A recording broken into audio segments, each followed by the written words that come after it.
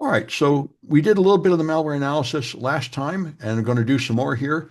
Uh, we did the basic static and basic dynamic analysis last time, and now I want to talk about Process Explorer and unpacking. So Process Explorer is one of the simplest and easiest to use tools in the sysinternal suite. And let me just get the instructions open in another window so I can easily refer to them while doing it here. Cybersecurity, malware analysis. Uh, all right, Process Explorer. All right, so now this machine already has Visual Studio installed, which is what you're going to need. And first, we're going to make a program. So I want to, now this is something rather strange about Visual Studio, which really confuses people. Now, there ought to be a way to see all programs, although Microsoft hides it more in each version of Windows. There we are, all apps. If you look at the Visual Studio section here, you'll see it's there should be a folder.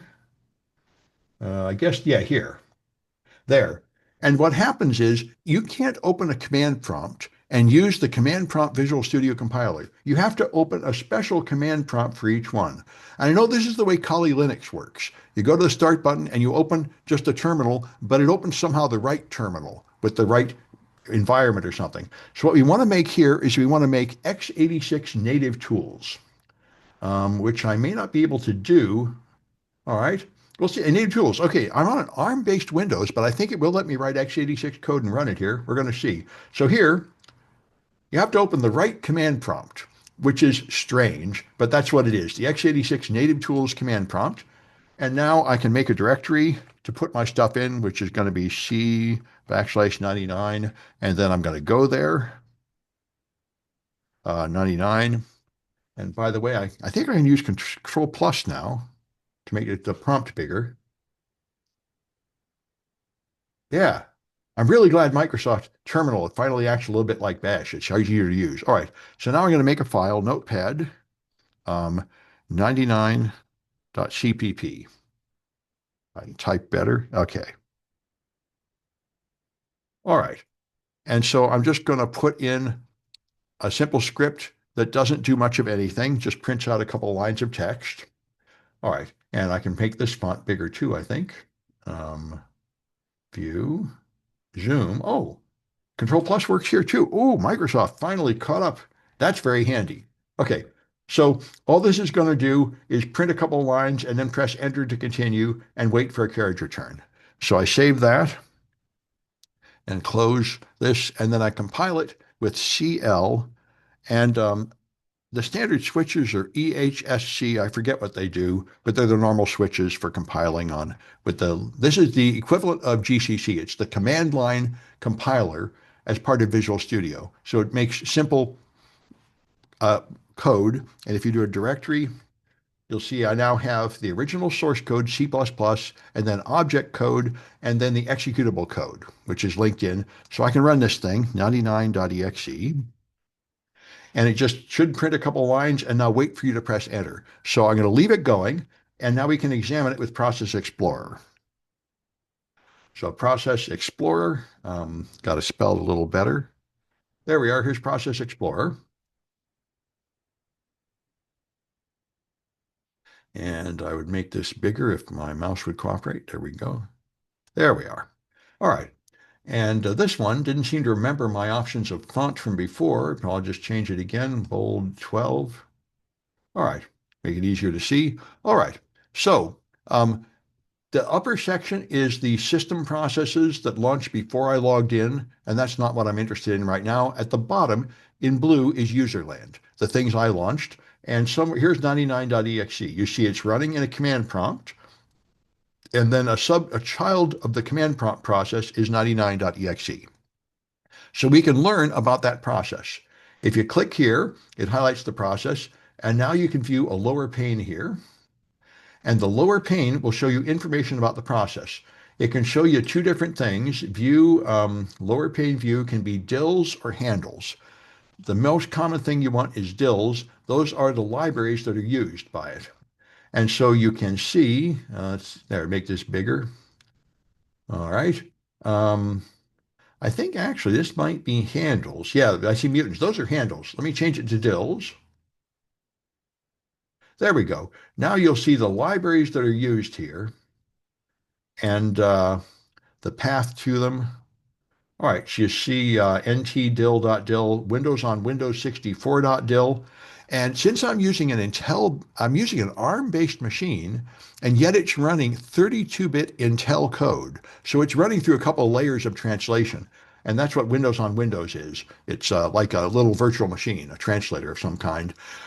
I'm not quite sure what translator it uses for 32-bit Intel code on a 64-bit ARM, but somehow it's doing it, which I appreciate. I know on Apple 64-bit, that thing is called Rosetta that lets you run Intel code on an ARM-based Mac. And of course, it runs so much slower, but most programs will run, and that's real important for compatibility, of course. So if you have a program that was compiled for Intel, you can run it on an ARM-based machine. So now we can take a look at it. We can look at the properties also in Process Explorer. I right-click this thing and go to Properties, and you get a lot of information about that program here. One thing that's interesting is there's a Strings tab, which shows you the strings in the program, just like the thing we used last time called bin text. One thing's also interesting, you see the strings, program cannot run in DOS mode, and someplace down here will be there's a bunch of names of objects and methods and time and date. And someplace is going to be the actual text the developer typed in about 99 bottles of beer. Should be able to, there it is, somewhere in the middle is the text that was actually typed in. And this is the image on disk. Here's the image in memory. And the two strings should, of course, be the same. We should find the 99 bottles of beer someplace around here. Yep, no, not there. There might be some kind of search engine in here, but there they are. So the point is, this is an important thing to understand. When you run a program, it takes the executable and it just copies it into memory with almost no changes. All it does is break the segments up and space them out a little bit, which we're going to see.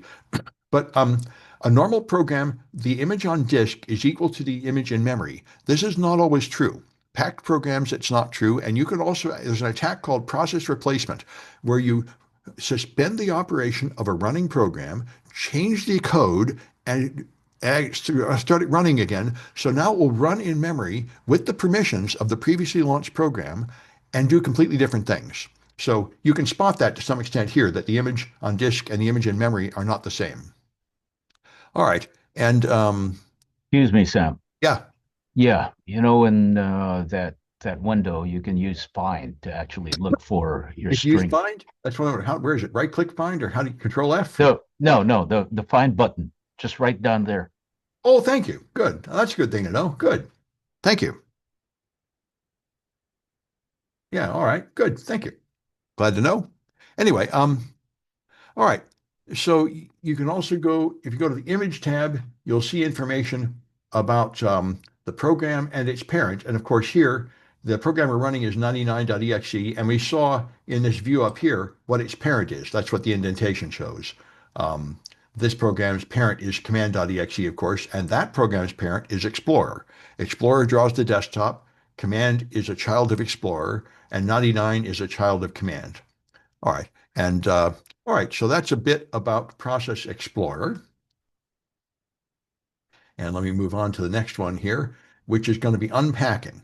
So here what we're going to do is we're going to pack up a program. First, we're going to look at Lab 0102. Let me just get this open in my other window so I can follow it while I do the demo. Okay. So first, we're going to look at the strings in the malware sample Lab 0102. So I'll run bin text. Like I say, it's usually the first thing I do to analyze anything is look at the strings because it's very easy and it gives you a lot of information fast. Labo 102. All right. All right. And so here you've got the usual boilerplate strings. The system cannot be run in MS-DOS mode and so on. And down here we have the libraries, kernel, advanced API, CRT, and WinINet, suggesting internet usage. Uh, and there's almost nothing else. So one first thing you notice is there are very few strings, there are very few libraries. This is much less than you normally see. And there's a good reason for that, because this is a packed program. And you can tell that by using PEID. Open that file here, Labo 102. And notice before it would show me here C++. Version 6. Now it says nothing found. It cannot detect what language this is written in, but it does show you that the section is called UPX1. If you look at the other sections, UPX0, UPX1, and UPX2, that is a clue to tell you what it's made of, and you can tell more by looking at it in PE view, which we used before, the standard static analysis tools. So I go to desktop, labs, chapter 1, lab 102. All right. So here, um, all right, if I go down and look at the sections, UPX0 contains nothing at all. And if you look at the section header, the size is 0. So that's a little screwy. There's a section of size 0. There's a UPX1 section that is just random looking junk, although it has some information there about libraries and such. And there's a UPX2 section. This is where you have the import directory table and all that jazz. So it is kind of funny. This should be named things like .text, .data, and .r data, but it's labeled by these other things, and that's because it was created with the UPX compression program. And you can see more of it if you look at the program with CFF Explorer, which is really nice. You right-click on the thing, you go to More Options, and then Open with CFF Explorer. And this will show you the structure of a file in very handy ways. So you have the general structure here, you have the section headers here, UPX, UPX1, and UPX2. Here's the import directory showing you all the libraries. And you can click a library and it will show you what functions are used by each library in a nice graphical environment here. And it shows you all the numbers like the time date stamp and the relative virtual address and all that jazz. And one thing that's great about this is if anything is broken about the file, it will detect that and highlight it in red, which is going to be quite useful in the projects that are coming up. So now we'll unpack the file with UPX. UPX is a open source packer. And so let me just start Microsoft Terminal and pin it down here so it's easier to find in the future. All right, now go into my down. I want to go to where the file lives. So that's desktop and then practical malware analysis and binary collection and lab chapter 1. There. And oh, yes, I got to put a CD in it. Does Control A work? No, it doesn't work. Okay, that's too much to ask for Microsoft. All right. And now, here we have, I now have labo102.exe. So I can run UPX here. Let's see if it's going to work. See if I got my path set correctly. And I do. Good. So UPX is the ultimate packer for executables. It's been around for a long time. And that's what creates this file. Notice that labo102 is very small. The first normal executable is 16 kilobytes. Labo 102 is only 3 kilobytes because it's packed. And you can unpack it with UPX minus D to decompress it, put the output in, give it a name, so I'll call it lab 0102 unpacked.exe, and the input will be lab 0102.exe. So that should do it. And oh, because I somehow gave it I gave it Labo 101 and so it told me Labo 101 was not packed, but Labo 102 is packed, and there we go. So now it inflated it from 3 kilobytes up to 16 kilobytes. All right. And now if you use PEID, you'll get a very different answer on the unpacked file. PEID, if I open the unpacked file, now it's in Microsoft Visual C++ 6. And now the sections have their normal names, text, R data, and data. So it took the normal sections of a file and compressed them and then added a little decompressor at the front, like a self-extracting zip file. And now if you look at it with PE view, it will of course look more like a normal program. PE view. and I open the unpacked one, and now you see text, R data, and data. It's much more reasonable, and you'd see the same thing in CFF Explorer. And if we look at the strings in the unpacked file, there are going to be a lot more of them in text, unpacked file, go, and there's a lot more strings here. All right, and now we're going to actually see strings that give us a clue, like open mutex. This program creates a mutex, and we're going to see some, here's a URL, malwareanalysisbook.com, Internet Explorer 8, HGL35, mal service. These are uh, strings put in by the developer specific to this program. So we're now seeing the actual contents of the file. All right, and so you can examine files and determine their packer this way. Now, remember, the program will run right from the packed file. And that's what we want to see. And this will get us into debugging. So we'll move to the next project where you unpack things manually. So what we did here is we knew the packer and we just used the packing program to unpack it. And that's fine if people used a standard open source packer. But if they made a custom packer, which of course malware authors often do, then you'd have to unpack it copy link. You'd have to unpack it manually, and that's what we're going to do here. So let's download Putty. This is an old version of Putty, which is just, an SSH tool. No particular reason to use it. It's a handy program that you can practice playing with programs. So we're going to use this one.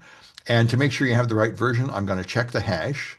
So if I go into my downloads where it is, the directory should show that I have Putty here, and I do. So it's now get file hash algorithm. I think MD5 is what I want. Yeah, okay, MD5, and then Putty. All right, so the MD5 starts at BA7, and that's correct. So, in order to get the flag, you want to make sure you're using exactly the right version of Putty. So we can see that Putty runs. Let me get a Explorer window going to my downloads folder, and here's Putty. So if you run Putty, uh, it's going to argue about this. You have to say more info, run anyway. Microsoft Defender doesn't like Putty for some reason, but I don't really care. All right, so now I'm going to connect. I'm going to open. I have to put in a host name, and I'll just put in one of mine. Any server that will answer an SSH prompt will do. Yeah, it used to be a daily driver for me too. Now it's actually, SSH is now included in PowerShell if you get a current enough version. But a lot of my students have versions of Windows that don't have it, so I still use Putty. But anyway, ad.samsclass.info is one of my servers that will answer. So when you connect, it's going to ask you about the host key, and you just say yes.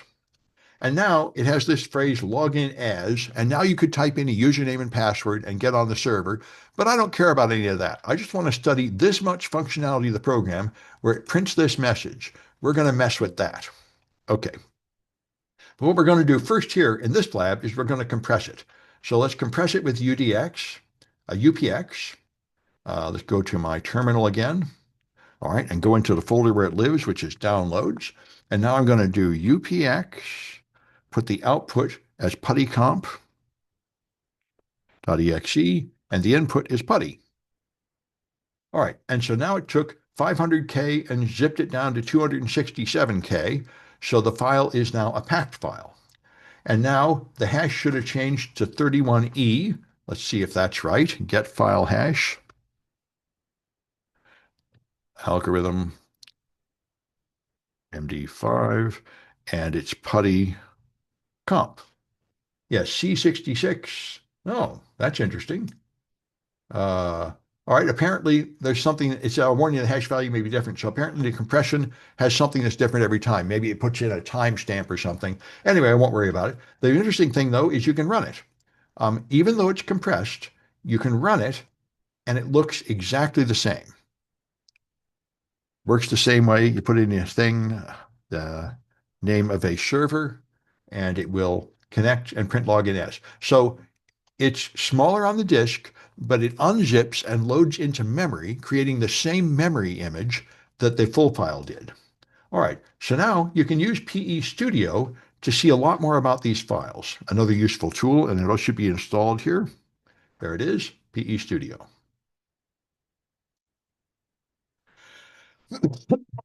Okay, so now I open um, desktop,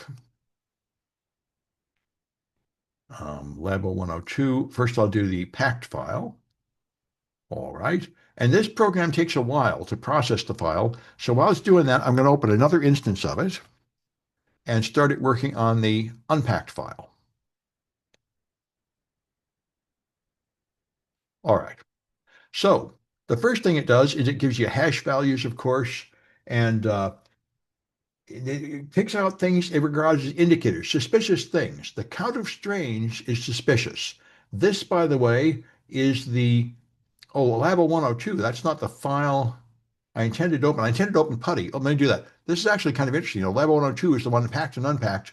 Notice there are 32 indicators in the packed file and only 26 indicators in the unpacked file. Yeah, that's an attempt to figure it out. Anyway, let me do the Putty, which is what I intended to do. I accidentally opened the wrong thing here. Um, because in Putty, we know, is not malicious. All it is compressed.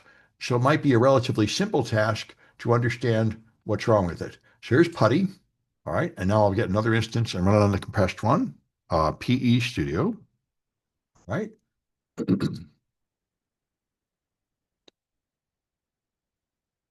Putty compressed. There we go. All right. So this one here, virus total did not regard it as suspicious. It has 56 indicators though, just as Putty. And remember, Windows Defender thought it was suspicious.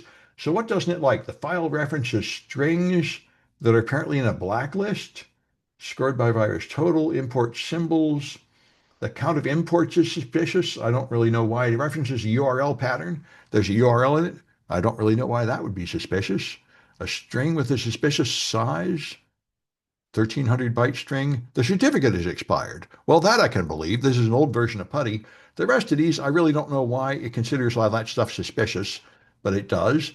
And um, here it had indicators. 56 in Putty, the compressed one, has, I think it's still accumulating them. Anyway, so we see indicators, we see virus total, which is of questionable value. And now we can see the sections. So if we use the uncompressed Putty and look at the sections, where are they? Oh, that's PE Studio. No, that's right.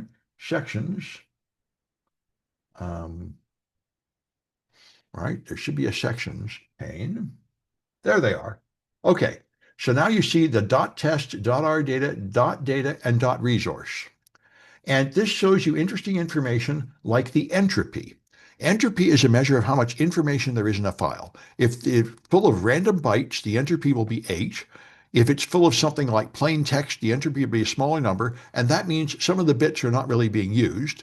And so that could be compressed for something like WinZip. There's wasted space in the file.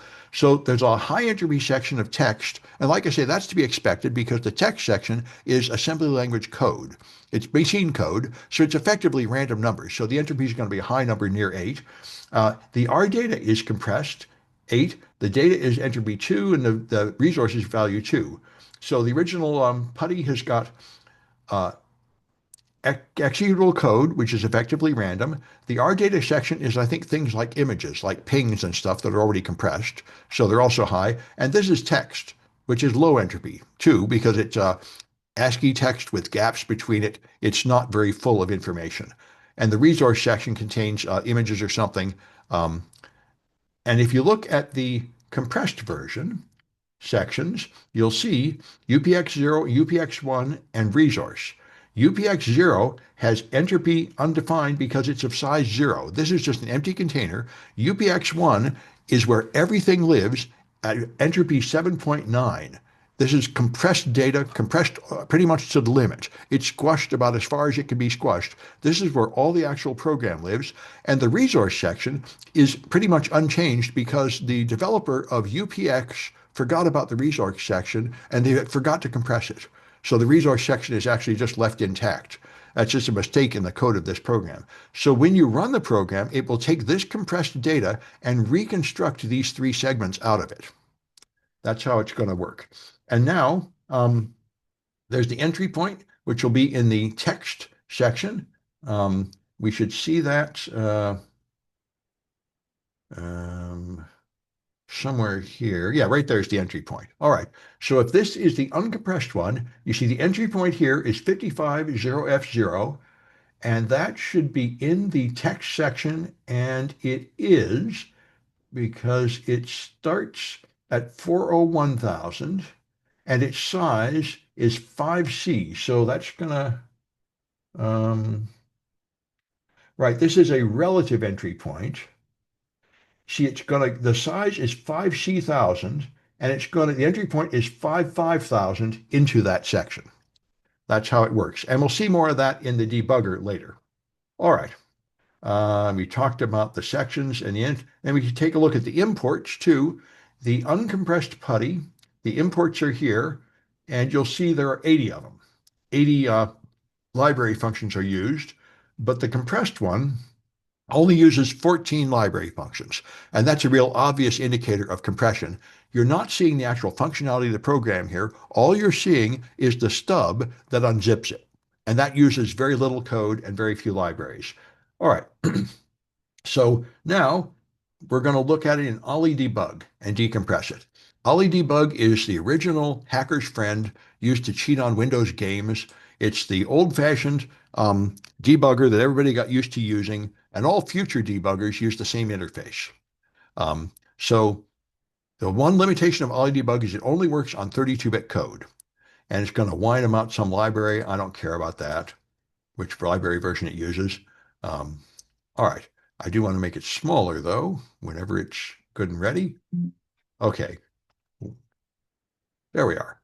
So let me open Putty here, which is in my downloads.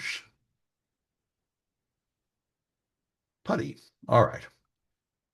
All right. And now let me adjust the font, appearance, fonts. Okay, I'm going to OEM and change it to be bigger. Okay, and now I right click, appearance, fonts all to use OEM. There, now everything is nice and big so we can see it. All right, so the debugger, we're going to spend a lot of this time today in this debugger. What you see here is the addresses.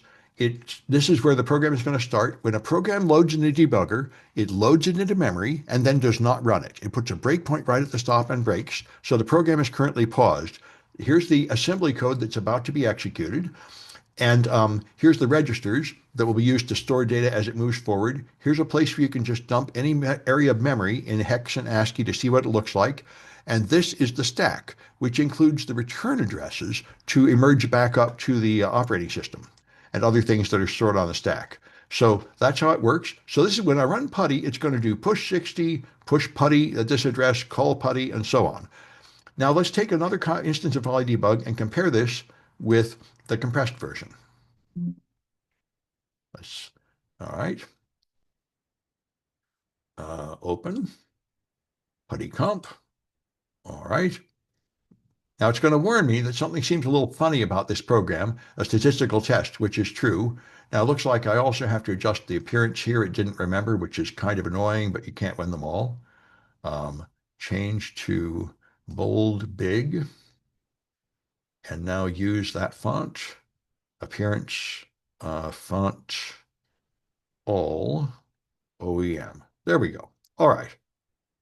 So notice the compressed program is not the same, of course. This one was push 60, push putty, call putty, move EDI. This one is push add, move, load effective address, push, completely different instructions here. Of course, because this is not putty, this is the unpacker. Now, all right. Now I think I'm going to manually unpack it. First, we'll look at the memory maps. Okay, so let's go to the normal putty and look at the memory, which is view memory. Okay, and again, it didn't believe me when I said fonts all. There we are. Okay, so here's the various sections of memory, and the putty program itself is here, loaded in memory.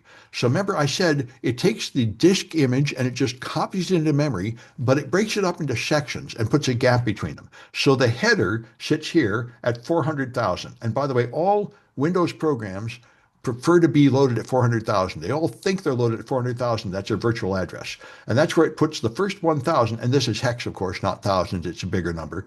The first 1,000 bytes here are just the header, so there's quite a bit of wasted space there because the header is a lot smaller than that. Then comes the text section, the R data, the data, and the resource, each one of them starting on an even number of thousands going forward.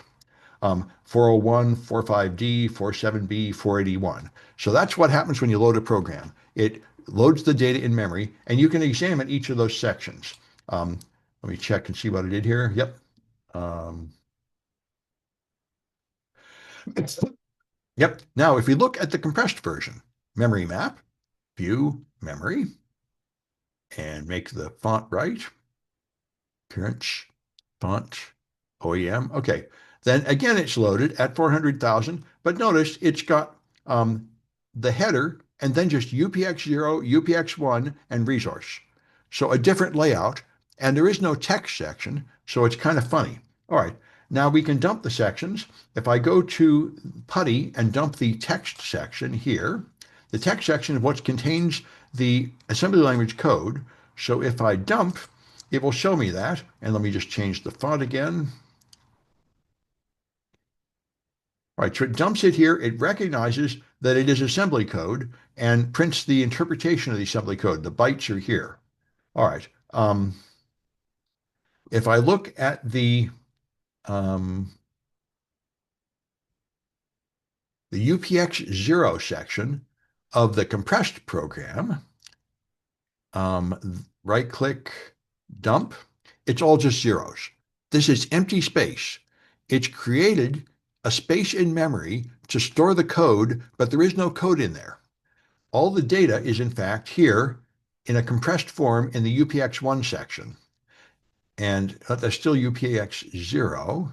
Make it UPX1. Having a little trouble controlling things here. There, right click, left click, dump. There you go. And so it's interpreting this as assembly code, but a lot of it is garbage. It's in fact compressed data. All right. Anyway, so you can see how things look. All right. Now we're going to view the unpacking stub, which goes like this. You take the compressed version, and we just have to make this window bigger a little bit so we can see what we're doing. And there we are. And I'll find the border here and move it down. All right, so you see there's a bunch of code here. Now, this is such a small program, this unpacker, I can just scroll through it. So I have about 3 or 4 screens of assembly code, and it's going to be real obvious where it ends. There, there. Now it's all just zeros after this point. So what it does is up to this point, it's unzipping, and then there's a jump, which is going to actually start PuTTY. And you may recognize this address 4550F0, because if I go back here, that's where the real PuTTY starts at 4550F0. So all the code up to this point, which was just 3 or 4 screens of assembly code, reassembles PuTTY in memory, and now it jumps to that location. So I'm going to put a breakpoint here. This is the whole point of debuggers. You can put breakpoints in and run part of a program to analyze it.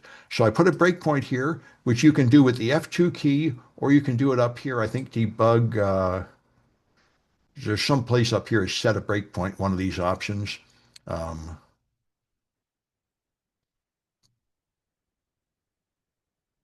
yeah, I can do it somehow with that. I think I can also do it with right click. Let me try that. Right click. Breakpoint toggle. That's F2.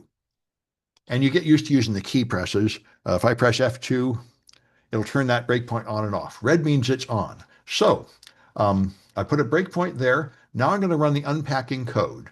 Now, before I do that, let me make sure we're seeing the memory. If I view memory, that was here. And if I look at this UPX0 section and dump it, that was all full of zeros. So now I'm going to run the debugging code. So that is this run button here would do it. Or I can also do debug run. That will run up to the breakpoint and then stop. And see here it tells you breakpoint at this address. It's gone there and stopped. And now, if I view memory and dump that again, I think it might still be there, but that's right. Now it's all full of data. That was previously all full of zeros, but all the decompressor did was fill this with data. And now, if I do the jump, which I can do by doing a step into, which is an F7, it's also up here. Step into means execute one command, one machine language instruction, step into. It moves up here. And now I can see I've now got the putty just like that. Push 60, push, call, move, push 60, push, call, move, and so on. It's they Notice the bytes are correct, but it's not correctly interpreting it here as an instruction. So the disassembler has become a little bit confused, the debugger, but putty is there. That's how it works. That's how you manually unpack things. And you can even dump out the unpacked version now. There's a plugin in putty here to do that.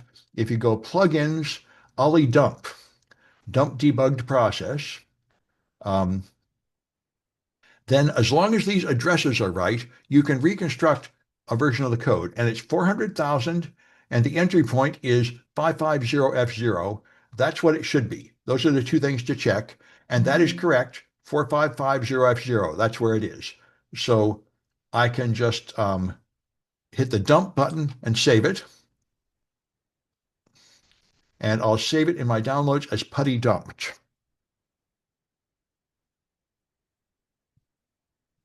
All right. And in my experience, the program you can therefore you can unzip almost anything, any compressed program. You can find the compressor. It's got to be the first thing it's going to run. You can run it. And this is a really powerful malware analysis technique. I use it all the time. I don't really have to understand all the code. I can use the malware code to do things. Like I found encrypted stuff in like PHP malware, and I find the decryptor and run it. I don't really have to understand it. I can just use it. However, this is why we're working in a throwaway virtual machine. It is very easy when working with malware to accidentally run it. And some of these tools will in fact run the malware when you think you're just examining it.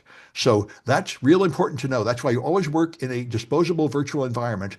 Whenever you're working with malware, you nothing is really safe. Nothing that touches malware is ever a safe operation. So you always want to be working in a disposable virtual machine that's isolated from your other environment. So now I've got putty dumped in my downloads folder.